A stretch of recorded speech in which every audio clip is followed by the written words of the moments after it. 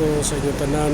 Ako na si Noel Agricultura, isa ka simpleng tao. So, hindi ko kwartahan dito dati. So, malipayon na kita kung makatabang tayo si katao na isa katigulang naluis ang kuba na nga isang pagkaon, Maria lang po para pangkain lang kasi gutom na daw siya. So, tinanong ko yung matanda, sabi ko, Nay, kumain ka na ba? Hindi, gutom na gutom ako. So, ayun, umorder ako ng pansit, saka itlog, ayun, kanin. Binigay ko sa nanay, kahit wala ko masyado. Kaya ayun, masaya na rin ako para din siya sa lola ko. Nakita ko yung lola ko sa kanya kasi yun, importante na sa atin, yung mga taong ganyan, tulungan natin, yun ang pinaka-importante sa atin.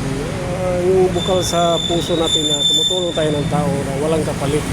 Kasi ang masaya na ako, sinabi nanay, salamat. Kasi yun ang pinaka-importante, yung tumulong tayo ng kapwa natin.